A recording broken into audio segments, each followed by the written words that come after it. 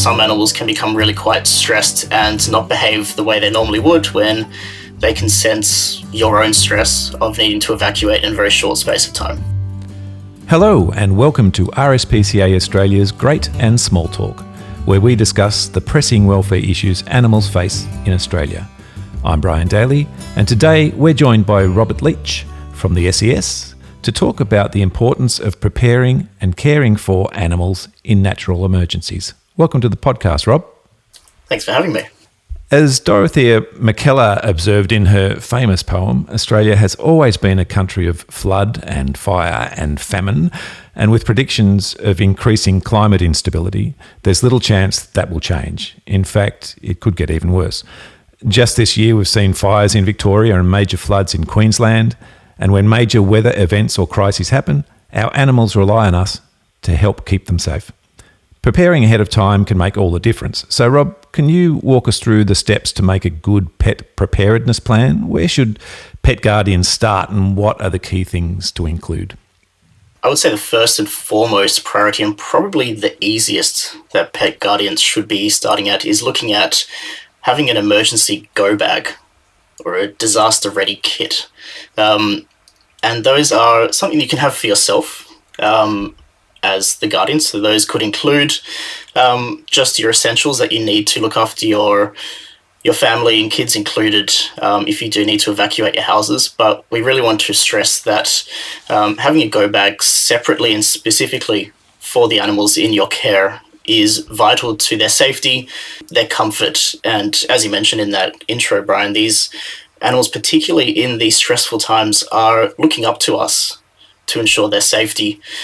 So some simple things to consider is if there's an uncertain amount of time that you need to be away from your home and all the comforts and luxuries that we have in our routines, what are some things that we can take with us to ensure that that routine is not broken? So things we would be looking at are food as the essential. So we'd be looking at non-perishable food.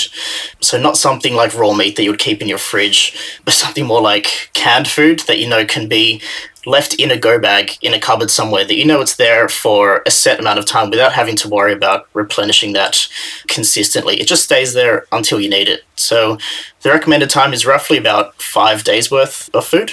A quick tip on that one, if you are packing canned food, make sure you pack a can opener. That's the last thing you want to consider, is having all this food and no way to open it. In addition to that food is water, especially for animals in a stressful time. One of the stress responses is to start drinking more water. So that would be, 5 days is the ideal, but that would be in addition to your own and your family's needs of water. So you don't want to be saying, I've got enough water, and then realize your animal is drinking a heck of amount of water because they're stressed, and now it's less water available over this period for yourself, your family, and these animals. So you really want to separate that out.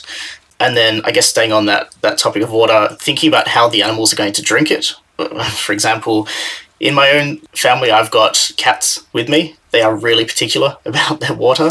So just thinking about how would they drink, and especially with a dog as well, not all animals can just lap up water off the floor.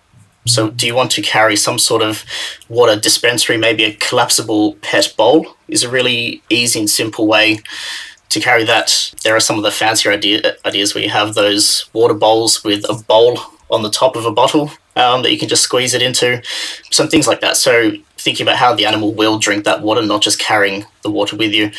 And then there's some other essentials that may not be applicable to everyone, but are just as important. So your medicines and supplements. So some animals are on gastrointestinal health supplements, medications for arthritis. My cats have a heart condition, so I'd be carrying lots of medications for them.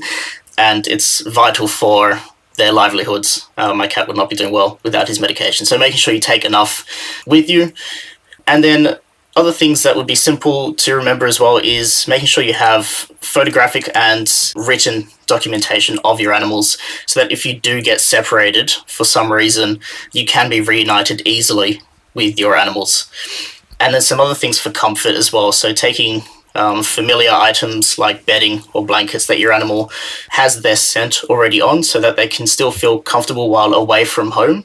Just that familiarization is really helpful for the animals.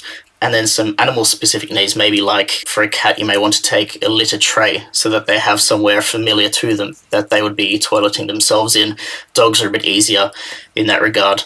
So yeah, I think that those are just some small, simple things to pack in your go bag. Stick it in a cupboard that would be known to you. And then, of course, practicing that routine, because some animals can become really quite stressed and not behave the way they normally would when they can sense your own stress of needing to evacuate in a very short space of time. And on that point, when they do become stressed, what changes in behaviour should owners look out for, and how can they help their animals navigate those emergencies? It differs between animals. It differs on the history of each animal. I know that, for example, my cats are rescue street cats, and they can get stressed out very easily when they're not in their confined space of a home. And also, if there's a break in their routine, so even if my cats see a suitcase coming out, they start frantically running around the house. A very typical response for cats is to go and hide, particularly in areas that you've never searched before, which really is so difficult in an emergency, because the last thing you need to be doing is searching for your cat, which is likely under your bed or in a tiny cupboard that you didn't even know had an opening. So that's a really typical sign of the immediate stress. Other more serious issues in cats would be that open mouth breathing and that panting, and that is not really a great sign in those cats as typical nose breathers. In dogs, depending on their demeanor, you might see some really active dogs that might start to be really quite calm and almost like a depressed mood. That is a sign of stress as well. And then other times you might see these dogs that might just have that more rapid breathing as well. Even if they aren't doing too much exercise, it's just that stress response in these animals. And so that's why we really stress that you want to practice your routine, making sure your animals can feel comfortable in this evacuation process to really minimize that stress. Having a plan in place as well to make sure that you yourself as the guardian can not feel as stressed as you would without having a plan. So not having to think on your feet, knowing exactly what you need to do so that you feel confident in enacting your plan. And then if you yourself are quite calm and confident, then that really translates into the animals to not pick up on the stress that you're feeling.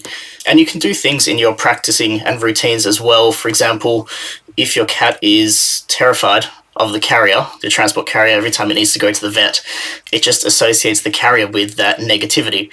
So what you can do is start to implement feeding your cat near the carrier. So it gets used to it, it starts associating it with a positive.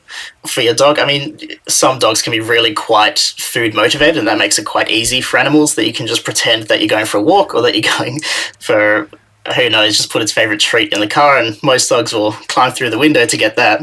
So it's really just knowing your animal, knowing the signs of stress in your animal, but also knowing the signs of stress in yourself, because our animals are really good at picking up when we are not okay. And what about assistance animals? Are there extra considerations owners should be aware of in emergencies?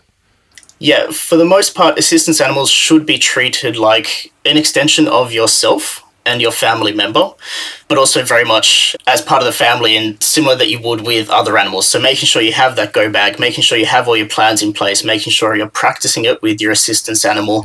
The only addition that I would suggest for assistance animals is to make sure that your records are up to date and the identification of that animal is up to date, and make sure that you have the assistance animals recognition. So whether it be the vest that they're wearing or the harness that says this is an assistance animal, make sure that is available at all times, so that if you do need to evacuate in an emergency, when you do approach an evacuation center, yourself as the guardian and the assistance animal should not be separated.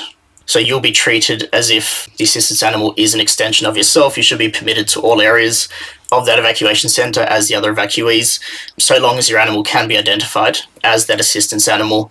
And if there's any uncertainties in your preparations, there's some really great resources online at the Australian Red Cross for assistance animal owners or guardians to do some research into as part of their preparations. Transporting your pet safely when evacuating is also really important. So what methods do the SES recommend? So if it comes to the companion animals, it would be similar to the regulations or the legalities within New South Wales. So cats should be in their transport carriers and placed in your car. For the dogs, ideally having the safety devices in your cars as well for the animals. But it's more so about knowing where to take the animals. So not all evacuation centres will be pet friendly, so it's important to do some research on where you can take your animals in an emergency. But in terms of the larger animals, that's usually where the technicalities and the more complex preparations would come into place in terms of transporting and transport methods that we will discuss at the SES. So when we talk about the larger animals, for example, horses, make sure that the horses are familiar with their float and familiar of going into their float, particularly when it comes to an emergency. You don't want to be struggling with a horse who's not familiar with their float. That is a really challenging scenario to be in for yourself and the animal. Make sure that float is well maintained as well. And again, just as part of, I guess, for both horses and all livestock species, is to have a consideration well before an event, knowing where and how you're going to be moving these animals, if you are going to be moving them off your properties to somewhere safe. And then, of course, the identification, so that because you are leaving these animals behind or elsewhere in someone else's care, making sure that you can identify these animals so that you can be reunited with them at the end of the event is also a really important part of your preparations to ensure that you have in place.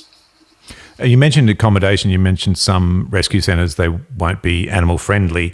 What if your pet cannot stay with you? This is part of the preparations as well as having Plan B, Plan C, Plan D, making sure you have so many options available to you so that if one doesn't work out for whatever reason, particularly in an emergency, we can see that roads may be closed with floodwaters or fire that may be too dangerous to put our Plan A just in jeopardy. So having backup plans and plans and plans layered after each other is really important.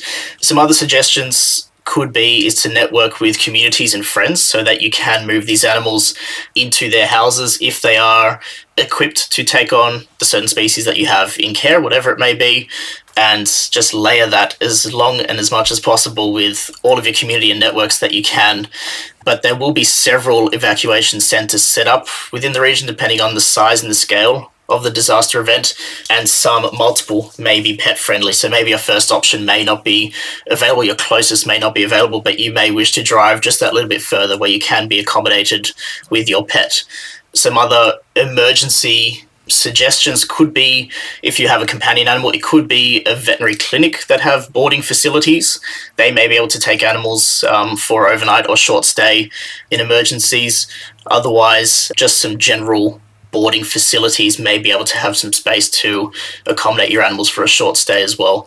Unfortunately, those usually come with a fee, so it's just about managing that and your budget and knowing, can you tackle those easier and more free, affordable options prior to looking at those more emergency steps. Rob, you've been involved in these emergency responses quite a bit.